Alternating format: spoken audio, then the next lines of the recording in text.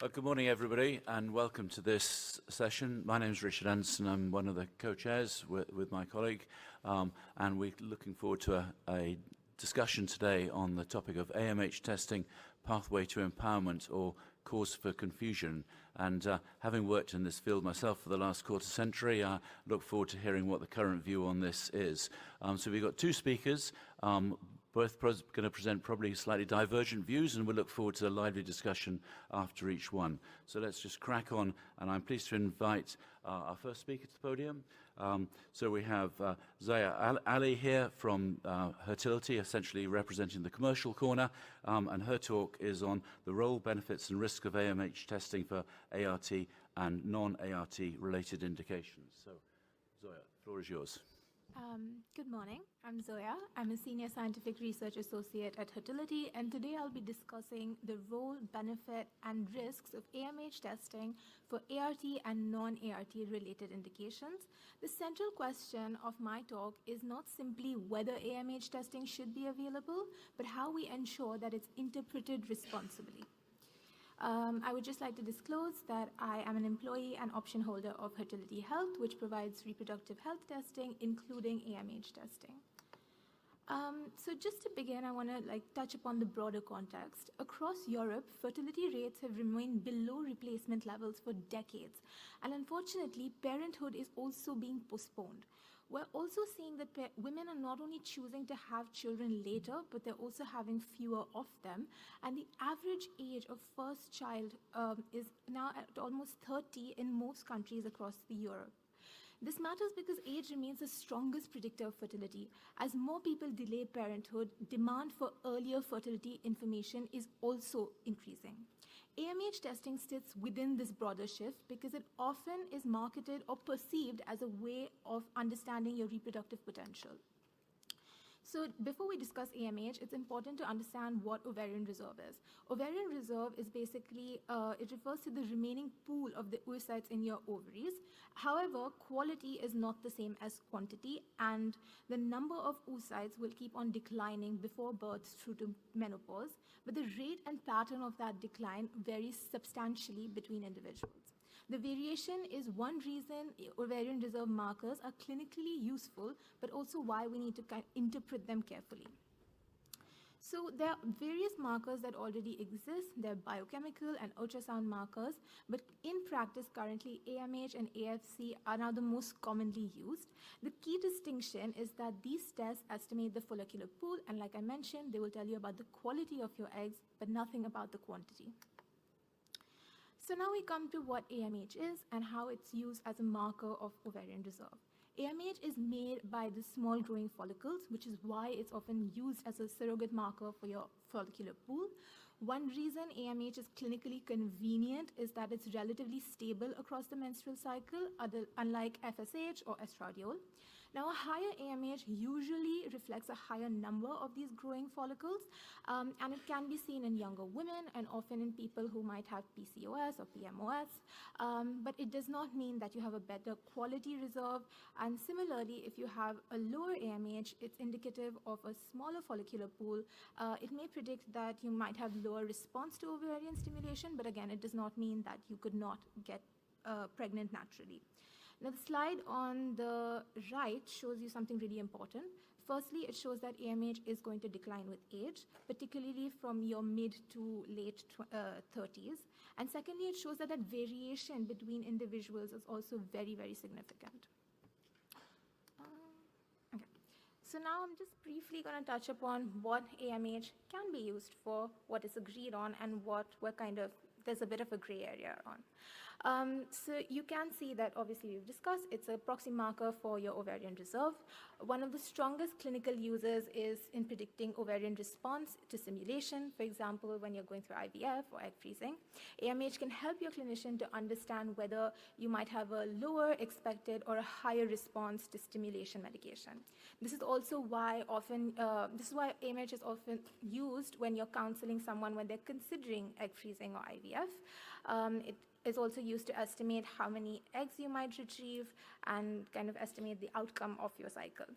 What AMH does not reliably predict is whether you can conceive naturally, how quickly you will get pregnant, and a low AMH, like I said, will not predict whether or not you can conceive or not. And same way, a high AMH will not guarantee fertility. It also sometimes has been quoted as being able to tell you when you'll go through menopause. Unfortunately, there is no evidence to prove that it can tell you about menopause timing. Finally, there's also some evidence out there, there's some evidence out there to show that it might be linked to miscarriage association. We actually have a poster about this, so I would recommend that you go and have a read, but the data out there is not really good. So in terms of HFEA traffic light signal, it would be a yellow signal. One important thing that has changed is in 2023, the guidelines for PCOS and now PMOS diagnosis has changed, which has included AMH testing in place of or an optional marker to getting an ultrasound done.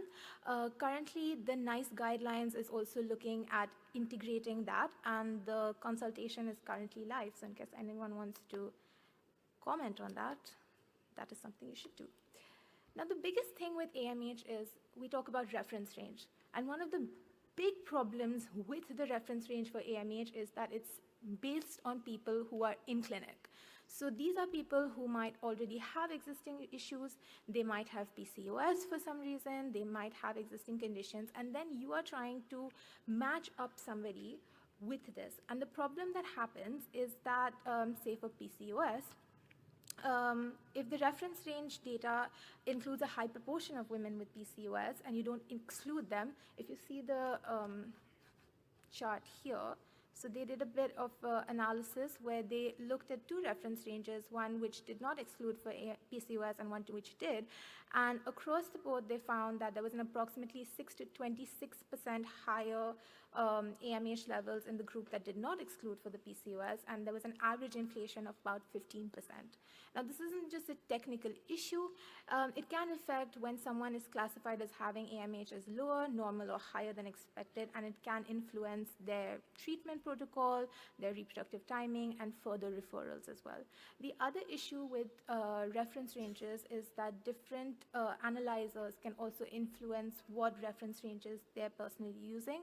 One thing we're really proud at Hertility for doing is we do use tubes, which we were one of the first in the market to kind of find out that the tubes could influence the hormone levels.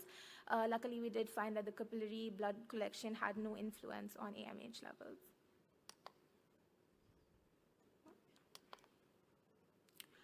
Globally, we see that infertility is affecting around 1 in 6 people during their lifetime. In the UK, there's new stats that about 1 in every 31 births in 2024 was from IVF, compared to around 1 in 65 in 2004. This reflects a major shift in how families are being built, shaped by both raising use of assisted reproduction and the postponement of parenthood. Yet, fertility and reproductive health is still largely managed reactively. For many people, investigations only begin after 12 months of trying to conceive. If they're under 35 and they're lucky, then you get some investigations at 6 months, or if there's a known risk. But that means that potential issues are often identified only after a prolonged period of uncertainty, stress, and delay. Now, as fertility rates fall, reproductive timelines are shifting later, and IVF is becoming a more visible part of family forming. The demand for, obviously, fertility information and what does this all mean for me is also increasing. And now the point is not that everyone would need fertility treatment or that testing can predict everything. It cannot.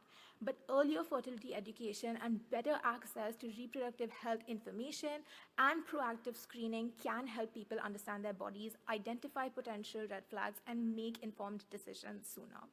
We need to move from a model where people are supported only once they are already in crisis to one where reproductive health is part of routine, preventative, and personalized healthcare.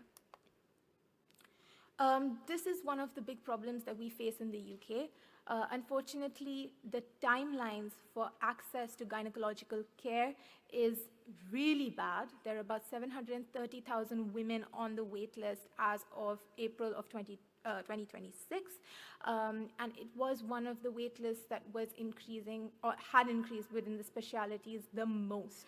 So along with these timelines, we're also seeing that there's a lot of pressure on the traditional pathways to care. And this matters because when you have long wait lines and you have difficulty accessing care, that creates a gap.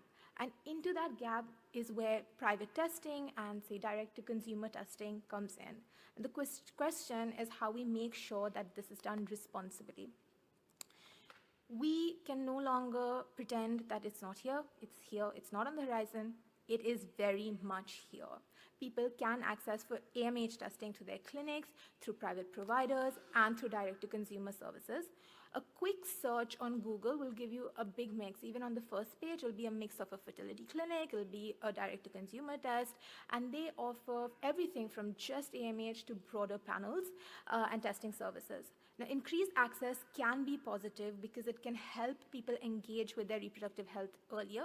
Like we mentioned previously, AMH testing, ideally, they would want to do it on day 3 of their cycle. That leaves women with 12 opportunities in a year. Now, put your career, your timeline, your work, maybe childcare, something in there, and you miss one opportunity, and then you're stuck.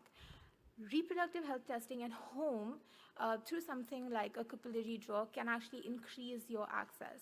But the quality of that care around the test varies widely, and private testing also brings up the question of socioeconomic barriers to entry into the care process, actually.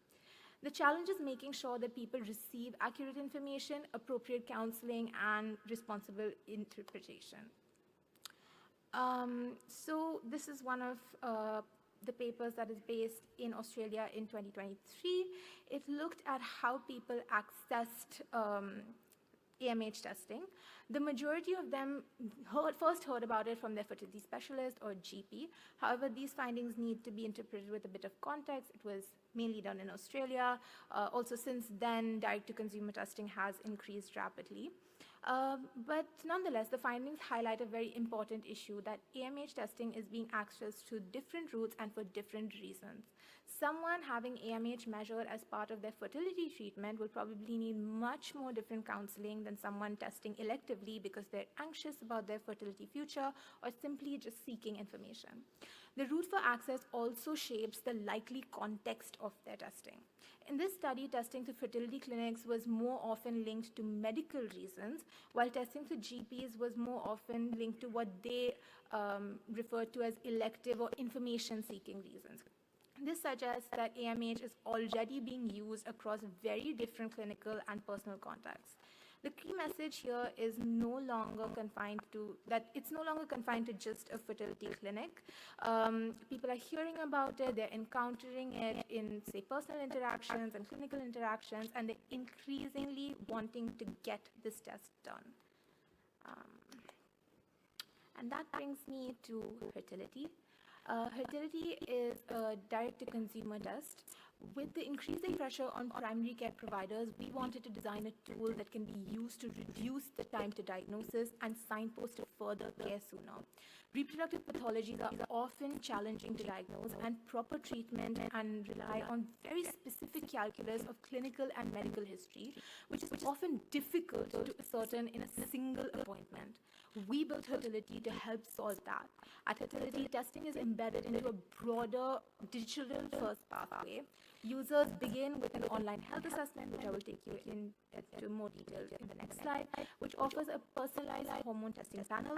Blood collection is completely remote, and results are returned to them with a clinical written report with next steps. They are then taken through a clinical consultation where they can basically discuss their results and understand further.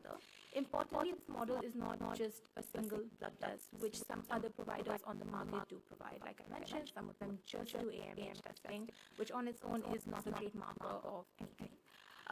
We combine all of their medical history, their biomarkers, we provide education and onward care when needed, and this is kind of a wraparound structure that becomes more important when testing is accessed outside what we would call traditional clinical setting. So our online health assessment is designed to collect structured clinical information for testing. This includes their reproductive history, their cycle characteristics, symptoms, medication, contraception, and any relevant risk factors. We assess for about 1,500 variables and risk factors. And the aim is to ensure that the results are not interpreted in isolation, but along with clinical context that changes what these results mean.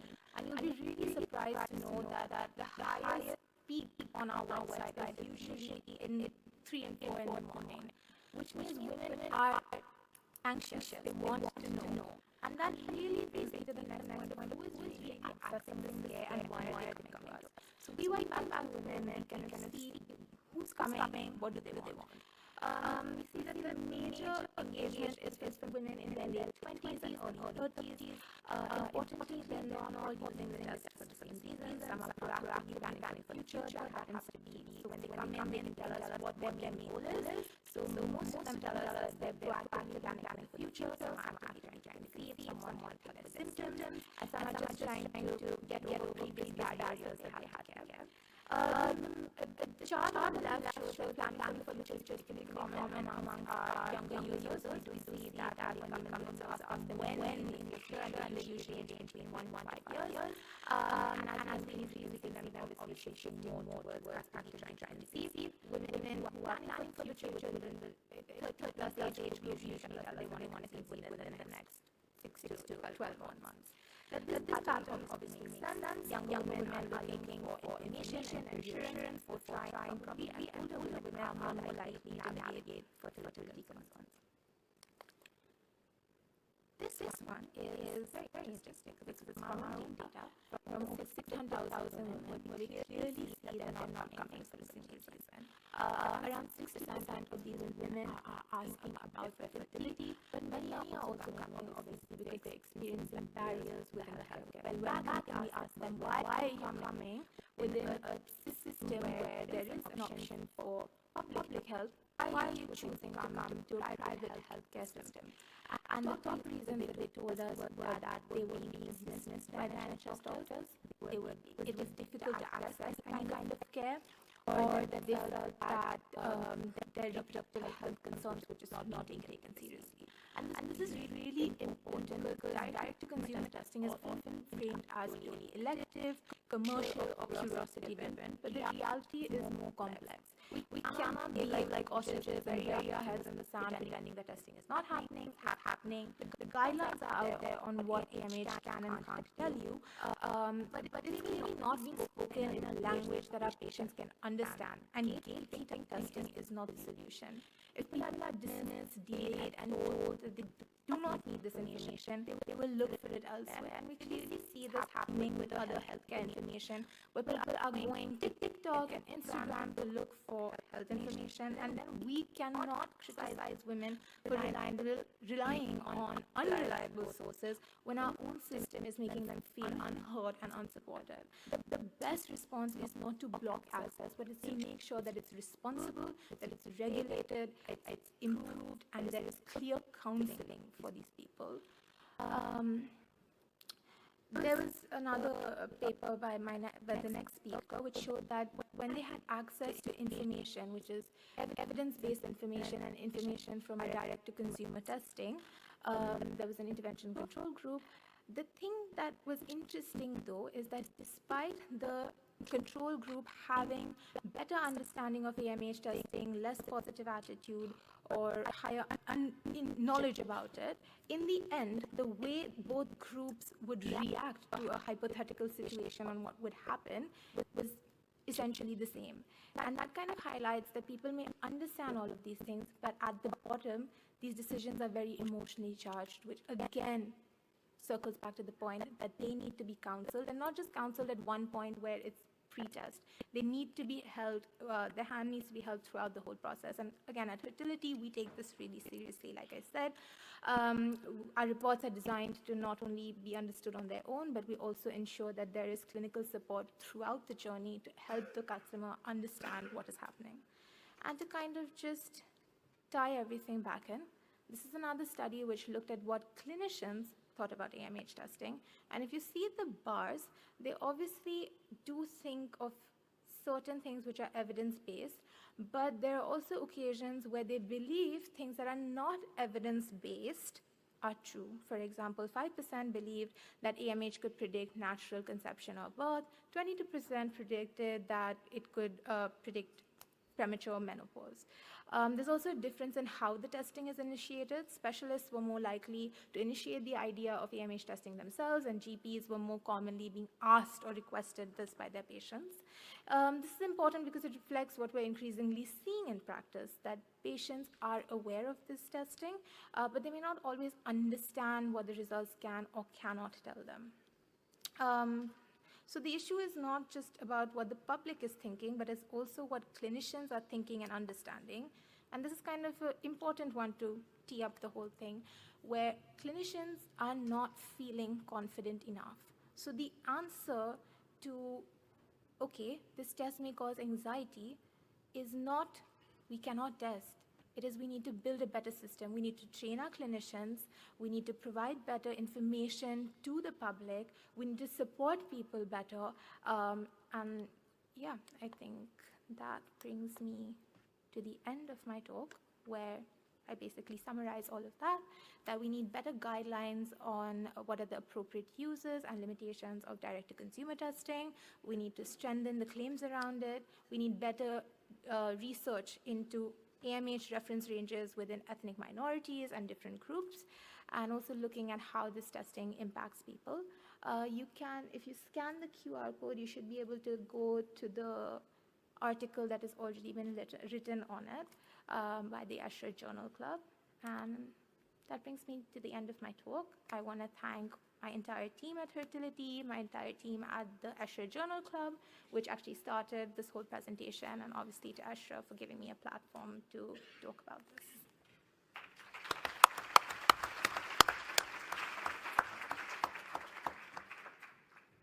Thank you very much.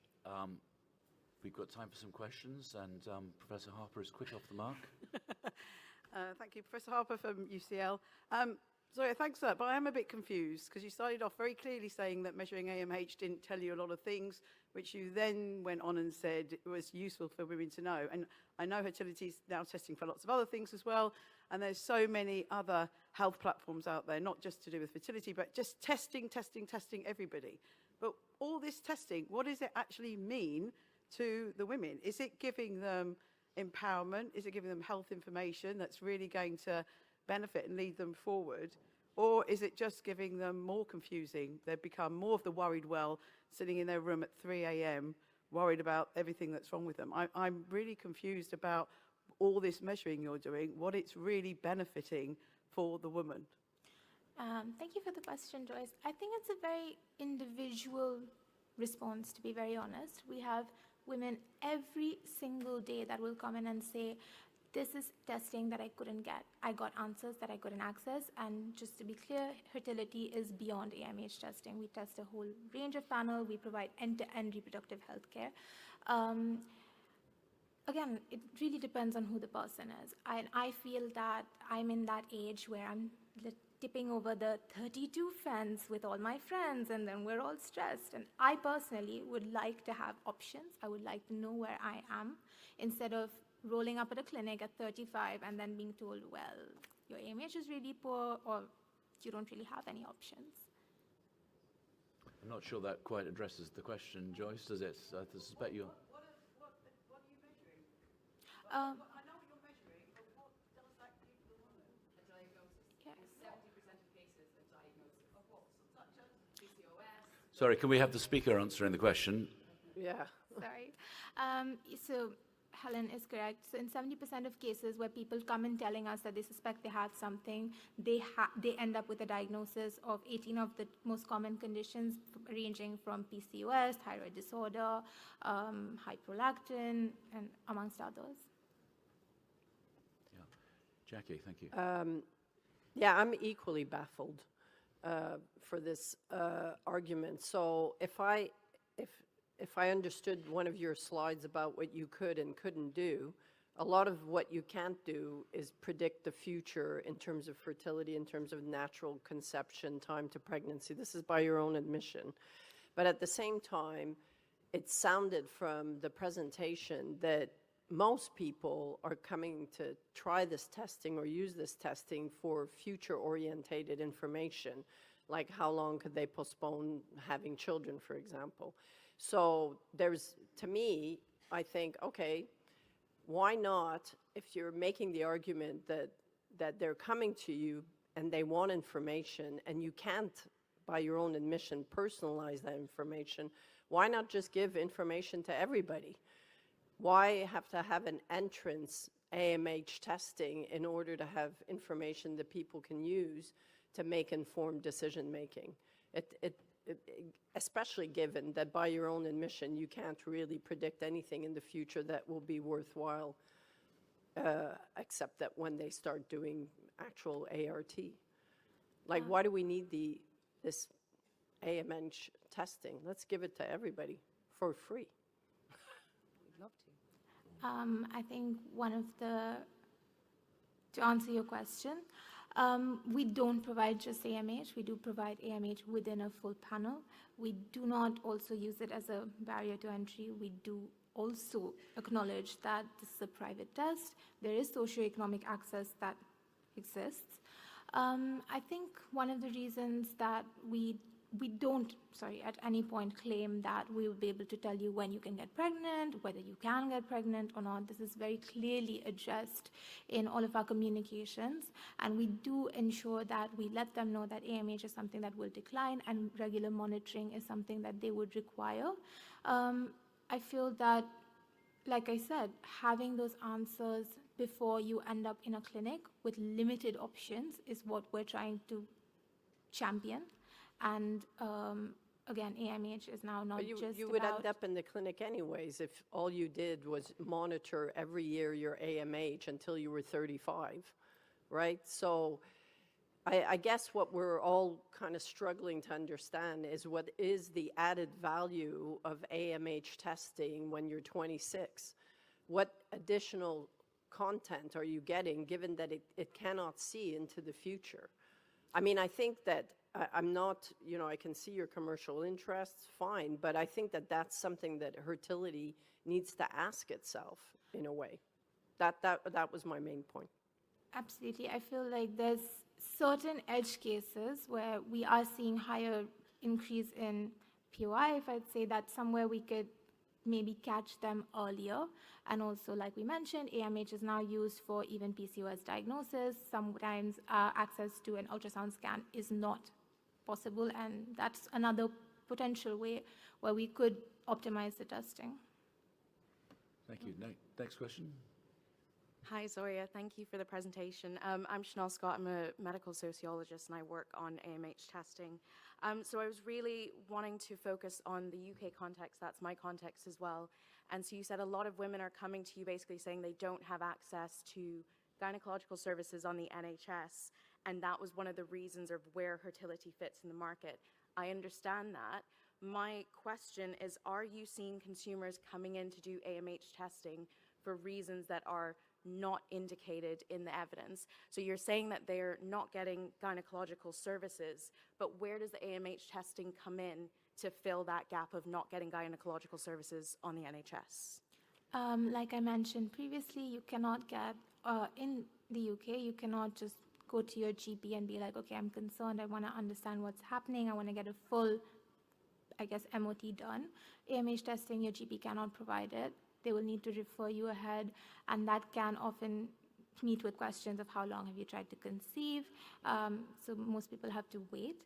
And like I said, again, AMH is not the only thing. We would never give anyone just AMH. We're within a bigger, broader panel. So it is possible that people are coming to us for other reasons, like their symptoms are dismissed, they've not got tested for other things, and they've just got their AMH tested within that as well. Thank you. Just a quick follow-up. Are you seeing people testing then, so using AMH to diagnose other gynecological conditions? So are you seeing people coming for non-PCOS reasons, which AMH is allowed to, we've said, can be used as a biomarker? Are people coming for other reasons than PCOS, getting an AMH test, and then making decisions? Unfortunately, we don't ask them, like, we do ask them what their objective with the test is, but not specifically, okay, are you looking to understand whether you have PCOS or not? So that's not something I could fully answer. Because I'm just thinking that if you have a gynecological problem and you're selling a test saying, if the NHS is not making this available, here is this test, but then what are they learning from the AMH test? Because that's what I'm just curious, because that's the panel about the AMH test. What is the AMH test telling them about their gynecology? Because that's what you were referencing about the gap in the NHS services. It's just potentially preventative, so you can understand where you stood and then maybe make a decision where you can decide whether, okay, fine, this is what my AMH is looking. Do I potentially need to go into a clinic immediately? Do I have some time to wait? And that's the same counseling that would be given to you within a fertility clinic as well. If you went up to a clinic and you had a low AMH, they would give you potentially the same options.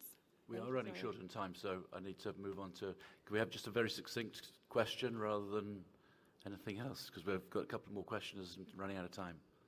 Thank you. I could have finished my question in that warning. Zoya, thank you for a great talk.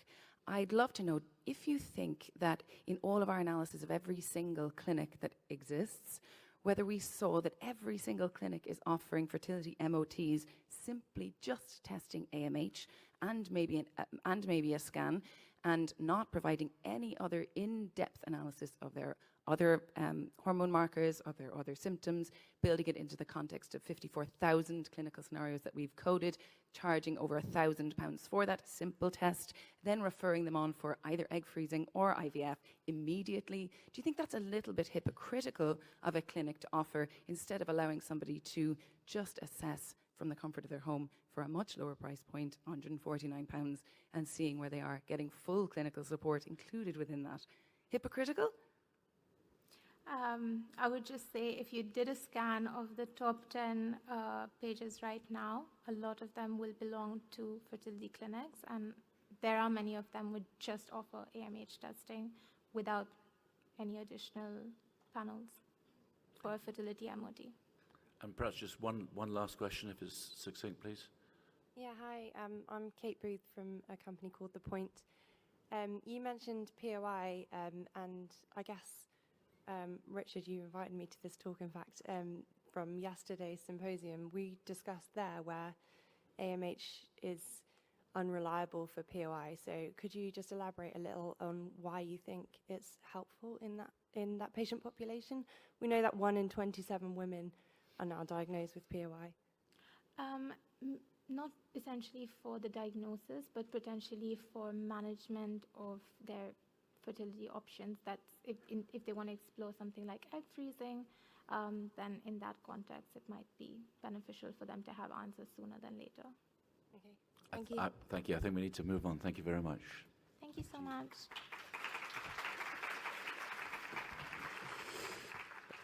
And then it's my pleasure to introduce our next speaker, who is Dr. Tessa Copp, and who will talk to us about the marketing of the empowerment narrative. The floor is yours.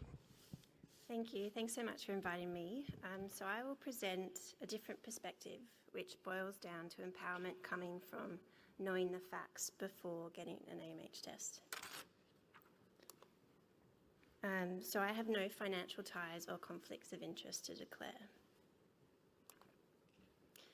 Take control of your fertility and reproductive timeline. Fertility power. Get proactive about your reproductive health. These quotes certainly sound empowering, but can an AMH test really empower us to take control of our fertility, or are these just false promises? In this talk, I'll go through the evidence on this question, how the test is being marketed, and our research exploring attitudes and use of the AMH test. So in terms of the evidence to date, we've just heard that the AMH test is routinely used in assisted reproduction, and this is because it can roughly indicate the number of eggs that will be retrieved in a stimulated cycle, which is helpful for setting expectations about how many eggs might be retrieved, and it also, you can adjust the protocol to potentially reduce the risk of it. So there have been several large prospective cohort studies that show that AMH levels are not associated with conceiving now or in the future, nor are they associated with incidence of infertility. There has been one recent study outlier, which was a study looking at women who have purchased a modern fertility test, which is a direct-to-consumer company selling the AMH test along with other hormones. And it found that low AMH levels under 1 are associated with a modest reduction in the chance of conception, but interestingly not lower AMH levels, so under 0.7. This study, however, has been heavily criticised and refuted due to substantial conflicts of interest, methodological limitations and bias. So, for example, there was no systematic follow-up of women to assess for pregnancy, which was the main outcome, no blinding of participants or investigators. They excluded women who had conceived in the first 3 months of trying, and also these improbable findings, so potentially not a reliable sample. The AMH test is also not predictive of menopause, so the most recent systematic review of AMH and the onset of menopause has kind of backed up what the previous systematic reviews have found, which is that AMH is associated with earlier age at menopause in population-level studies. However, the AMH test cannot predict age at menopause with precision. And this is because the estimates and confidence intervals range from 2 to 12 years for women who are under 40 years of age. So, for example, for a woman who's 30 years with an AMH of 2.1, her predicted time frame of menopause is 44 to 59 years. So this is a really huge range, so really quite uninformative. They did find the predictive value increased with age as time to menopause shortens, so it had more kind of value for women who are over the age of 40. So they conclude that whilst measurement of AMH shows promise in to investigate women with irregular cycles or perimenopausal symptoms, the use of AMH in individuals to predict their age at spontaneous menopause remains imprecise and cannot be presently recommended. There's also no evidence that repeated testing gives a clearer picture. So there was a recent study published last year which found that AMH levels are just as likely to increase as they are to decrease over a short period, and this was particularly the case for women under the age of 30. And so they found that 42% of patients who had a low AMH reading then had a follow-up normal result at subsequent testing, so that's a really huge proportion.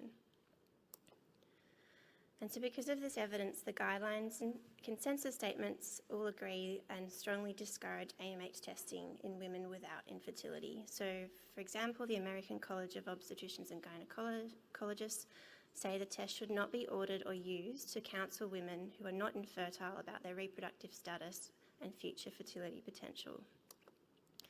ESHRE also say in their unexplained infertility guideline, in women with regular cycles, ovarian reserve testing is not required to identify the cause of infertility or predict spontaneous conception over the next 6 to 12 months. Despite this clear guidance, the test is increasingly promoted as a way to inform women about current and future fertility. So I'm going to discuss 2 of our studies that have investigated how the test is marketed online, and this was looking at fertility clinic websites and also online companies selling the AMH test direct to consumers.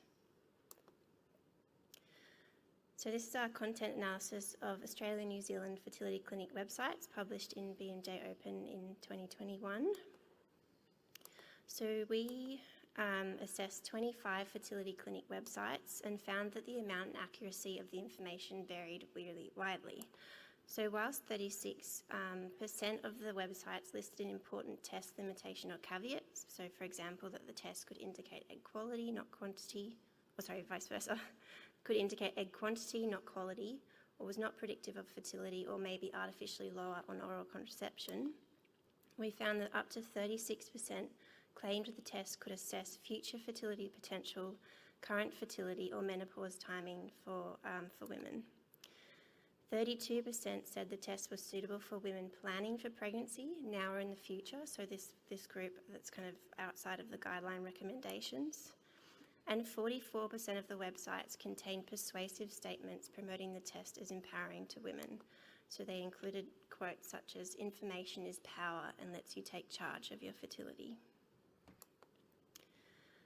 Then we wanted to see what online companies were saying when they were selling the test direct to consumers. And so this has been published in JAMA Network Open in 2023. So what I mean by direct-to-consumer companies are these are companies who are selling the test online at the click of a button to women in the community, and they're particularly targeting women who haven't started trying to conceive. So you can see they say things like, whether you're years away from kids or thinking of trying soon, we'll guide you through your fertility hormones now so you have options later. In the context of direct-to-consumer testing, however, women's ability to exercise autonomy and provide informed consent rests entirely on the quality and comprehensiveness of the information provided before they purchase that test. So when we conducted the study, we identified 27 companies across 7 different countries, and many made false and misleading claims about the test. So 74% claimed the test could indicate a woman's likelihood of conceiving, 74% claimed it could indicate menopause timing, 41% claimed the test could inform family planning or whether a woman needed to adjust her reproductive timeline, and 26% used language promoting empowerment and control. So for example, fertility power or an AMH test may help a woman better understand her fertility, allowing her to make informed decisions about conceiving in the future. So we noticed a recurring theme across these studies, and that's the marketing of empowerment. So many of these companies promised empowerment through personalised insights into one's fertility and reproductive timeline. The use of this feminist rhetoric positions these companies as socially progressive whilst promoting a test not backed by evidence. This language conceals or glosses over the test limitations, so whilst they may say up front, it's not predictive of your chance of conceiving, or they might have in fine print down the bottom, it can't tell you chances of getting pregnant, this language really glosses over or kind of contradicts this message. This language also hides the commercial incentives driving the promotion of the test and pressures women to be proactive rather than reactive, despite all the guidelines recommending not testing until you've been trying to conceive for 12 months if you're under the age of 35. So we wrote this analysis piece in the B&J looking at how corporations co-opt feminist narratives to promote non-evidence-based health interventions. And so in this piece we argue how misleading marketing that encourages women with no sign or symptom of infertility to seek AMH testing to check their fertility ultimately undermines empowerment and informed decision-making. The test is invalid for this purpose. So what is the impact of all this misleading information? Are women actually getting the tests for the wrong reasons? So we conducted a survey with clinicians to see what they thought and how they were using the test in their practice, and this has been published in British Journal of Obstetrics and Gynecology. So this was a cross-sectional survey of 362 GPs, gynecologists and reproductive specialists, and we found that 15% of GPs and 40% of gynecologists and other specialists order at least one AMH test per month, and specialists reported raising the idea of testing most of the time, whereas GPs reported that patient request was more common.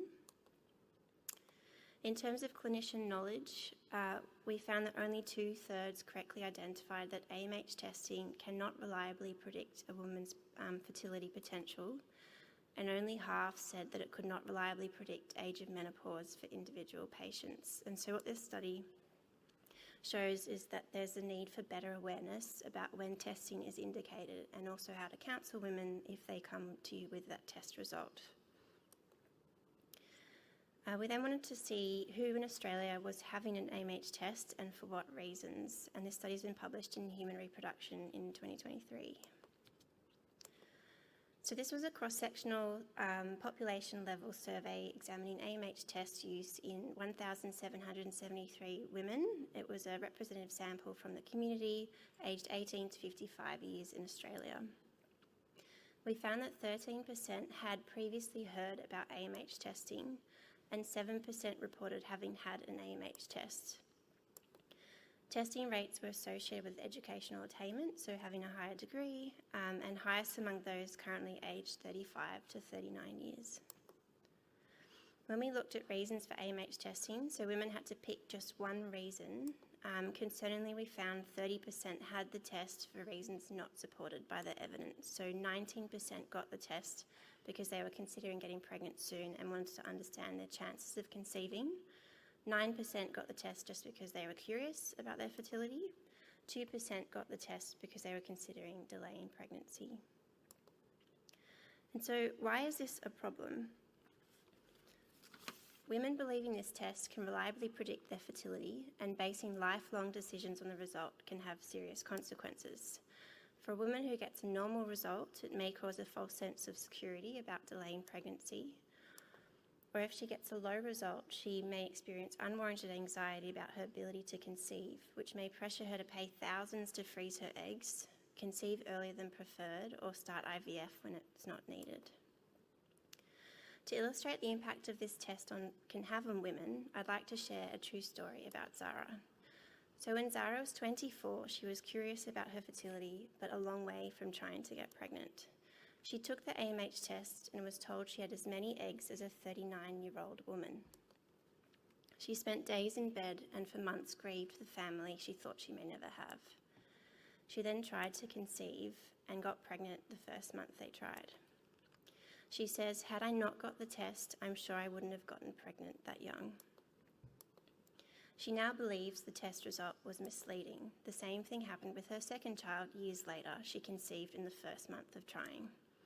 Despite thinking the test is misleading, she still worries that she may go into premature menopause. So she says, "It does just give you this feeling in the back of your mind that there's something wrong, and I think that's really unfounded. There's no evidence to say that. Everybody needs to have good information when they're making medical decisions, especially if it gives you information that you can't unknow." So as you can see, this has had a pretty huge impact on the trajectory of her life, especially considering the evidence that 4 in 10 women will have a normal AMH result at subsequent testing after a low result.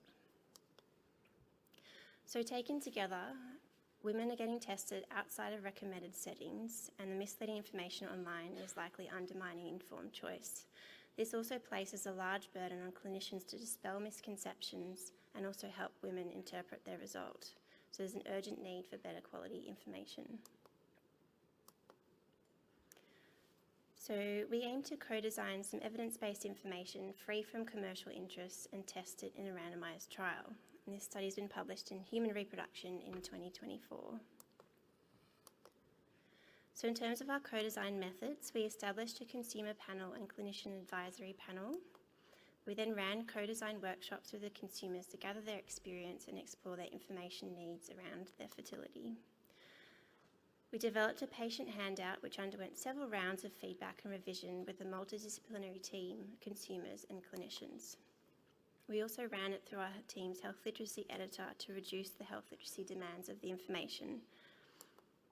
The final version was graphically designed with further feedback from consumers. And just to show you what it looks like, it's 4 pages with a title page and a reference page, and these are the questions that women thought were important to know about the test. So can the AMH test tell me about my chances of getting pregnant? Can the AMH test tell me when I will reach menopause? What are the possible harms or downsides, and what are the benefits? We then wanted to evaluate in a randomised trial, so we recruited a sample of women in Australia and the Netherlands through Dynata. And to be eligible, women had to be assigned female at birth, aged between 25 and 40 years, had never given birth, are not currently pregnant but would like to have a child now or in the future. And they also needed to have never had an AMH test. We then randomised them to either our co-designed evidence-based information or information from a company's website selling the test direct to consumers. And just to show you the control information, we got it graphically designed so it looked similar, but the information was quite different. So it says, trying to conceive can be a very frustrating experience. If you're worried about leaving things too late, this simple AMH test can give you an indication of how many eggs you have left and your likelihood of conceiving. So we recruited just under 1,000 women who were randomised either to our evidence-based information or the company website, and our primary outcome was interest in getting an AMH test. We also measured their attitudes and knowledge about the test. We then also showed the control group our evidence-based information at the end of the study. So what did we find? In terms of interest of getting a test, women who received the evidence-based information had statistically lower interest in getting an AMH test than women who viewed the existing direct-to-consumer website information. And we measured this on a 7-point scale from definitely not interested to definitely interested, with 4 as the midpoint. So you can see the intervention group was not interested in AMH testing on average, whereas the control group was. In terms of attitudes, women who viewed the intervention information had statistically less positive attitudes than women who viewed the control information. So in terms of whether it was perceived as beneficial, give you reliable information or important information about your fertility. And in terms of knowledge, women who viewed the evidence-based information had statistically higher knowledge than women who viewed the control information. And so this was a particular case for these 2 important items. So the AMH test can reliably predict fertility, false, or the AMH can reliably predict menopause.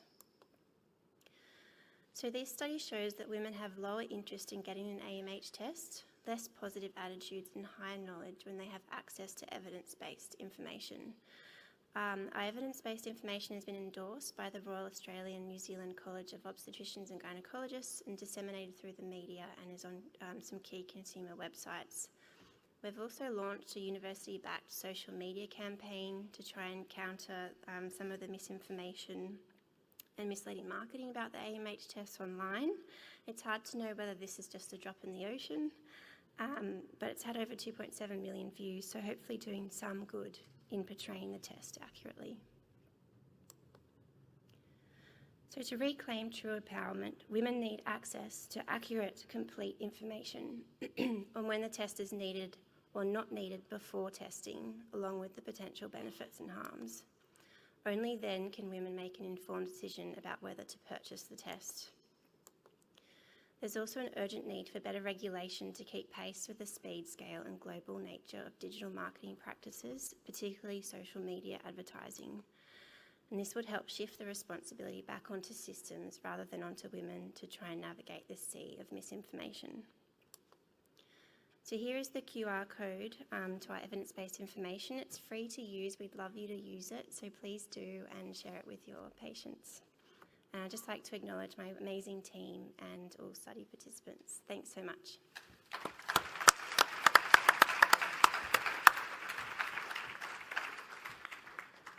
Thank you, Dr. Copp, for your contribution. We have about 8 minutes left for Q&A, so please keep your questions to the point. Yeah. I finally beat Joyce.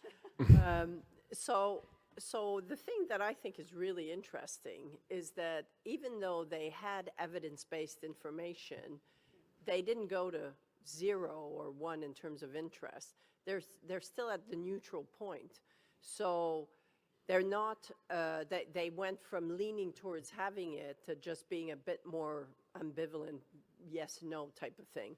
So I mean, is there a world where this information can be given to fertility so that they can give it to their patients and then they can make evidence-based decisions on this kind of evidence? And then whatever, whatever decision is made then is an evidence-based decision, even in a commercial context. Yeah, no, so I think that's particularly important in the context of direct-to-consumer companies and this test now being available online. I think it's really important for women to have this information up front because clearly women are getting it thinking it can answer a question it can't answer. As for our study, I mean, it may be reflective of our sample. So we recruited through Darnata, which is a community panel survey social science company. And like we had some attention checks in place, but you know, perhaps a proportion of the sample weren't reading the information or, as you say, might still be interested. And I think as a society, we have a lot of cultural beliefs that more knowledge is always better, it's better to know. You know, these are really culturally ingrained beliefs, so it can be really hard to conceptualise how a test could be harmful. Thank you.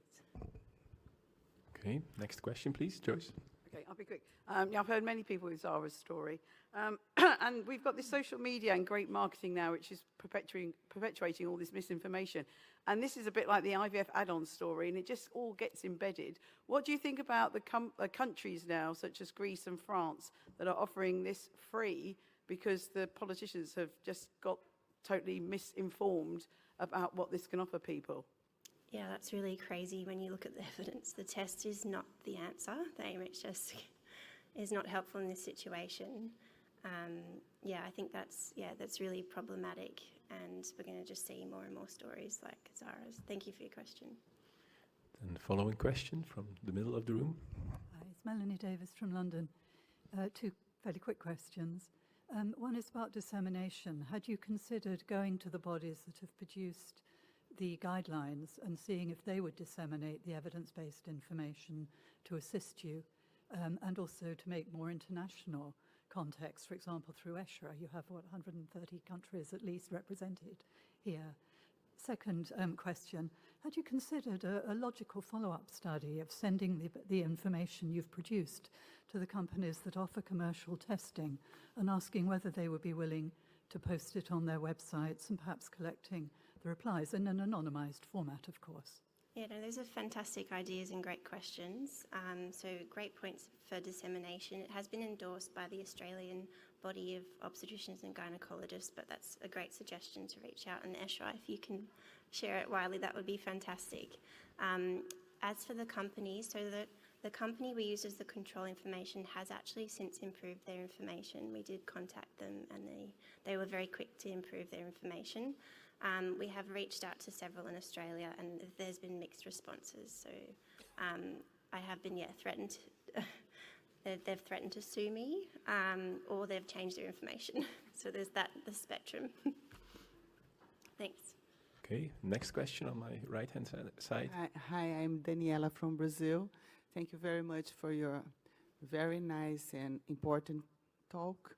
I'd like to ask you, as you shared with us the history, the sad one of that girl at 24 years, I'd like to ask you a real life situation when you haven't asked for the test, but the patient comes with a low test and you perform ultrasound and she has a low count of follicles, and you cannot evaluate the period because she uses an IUD, hormone IUD. And in this patient, she's 30, and she's going to conceive only after 35. She's doing medical formation yet. What can you do? She arrives with the test, a low test. She has low follicle counting. She doesn't want to conceive in that moment, only 4 years ago. What can you say to this woman? Yeah, no, that's really tricky, and I think probably a scenario that lots of clinicians are facing. So, I mean, I guess arguably a woman doesn't really need an AMH test result to have that counselling around her fertility, the age-related decline, and all the factors that can, you can still have really amazing conversations with your patients without an AMH test about, the impact of lifestyle and fertility, things she can do to optimise. And if she has a chance, a lot of women don't have a chance, but if she has the ability to, bring forward her plans to conceive, that's fantastic. You don't need an AMH test to have that discussion with her. As for counselling about a low result, I mean, Zara's story kind of illustrates how even when you kind of explain away it doesn't actually mean that you're going to have trouble conceiving. It's not reliable enough to say that you're going to go through early menopause. Women still have that anxiety if they get that low result, and fertility is so wrapped up in a lot of women's self-identity, and it's such an anxious, fraught discussion for a lot of women. And so I do really worry about these companies kind of preying on women's anxiety and fear about their fertility and taking advantage of that. Thank you. Okay, 1 minute left for 2 short questions. Yes, thank you. Ann Steiner, USA. My question is, my comment first is that I would say, I think the hard part we're seeing is women are feeling gaslit, is what I hear from women, going to see their gynecologist who then do age-related decline discussions about their fertility, and then they say, well, I didn't get any counseling from my physician, so now I'm going to get this test. And my question is, has there been any data, or if your studies looked at these women, like comparing their knowledge about age-related decline in fertility, and like, do we need to just continue to give an alternative? Is that where we need to go next? Because we're saying this is an option, but women want something. They're seeking this information. And so do we have any data about how these, you know, like a comparator? I mean, we know that the evidence that the age is better predictor, but how do we do women's knowledge in these groups? Like, are they thinking AMH is going to be better? And what knowledge do they have? Have you seen that? Yeah, no, that's a fantastic question, a really important point. And we did see that come through in our survey with clinicians, that even though a lot of clinicians acknowledged that it was, you know, a terrible, unreliable test, they still felt like it helped women. Yeah, it was interesting. There was kind of this contradiction where it was still seen as helpful for women in their family planning or thinking about their fertility and giving them a little bit of extra knowledge. You know, there was discussion in the POI session yesterday about, you know, how the age your mother went through menopause actually has quite a high, you know, concordance with when you'll go through menopause. You never see that discussed. So I think, you know, there's other things that are going to be more reliable and give you better information than an AMH test, which is expensive. Thank you. Okay, and then one very final question. Mine's more of a comment than a question, really, just reflecting on these presentations. I'm a patient advocate, and I was diagnosed with POI when I was 28, and actually had to really fight to get the information that I needed through public health services. And I suppose what I wanted to reflect on is it doesn't feel very black and white, this. There's a lot of nuance involved, and I truly believe that women need that choice and empowerment to be able to make informed decisions. But yeah, I would personally love to see more collaboration and think about where those gaps that I found from my own experience can be filled between collaboration between direct consumer testing, but also with the clinical professionals as well. I think we've kind of missed the fact that why are people going for these tests in the first place? I completely agree that promotion needs to be ethical, and there are lots of misleading adverts out there, but I just wanted to offer that perspective, having reflected on both presentations. Yeah, thank you. Thanks very much for that comment. So I'm absolutely not advocating for women not getting more awareness. Women absolutely need more awareness. We need more discussion. You know, we need to bring this into high school education, you know, more knowledge about the fertility decline, how to get pregnant when women actually want to get pregnant. It's just that the direct-to-consumer tests are not the answer. This is not going to be helpful for women. This is not empowering women. Thank you. Okay, so let me thank the speakers again and all of you for your participation in this session. Thank you very much.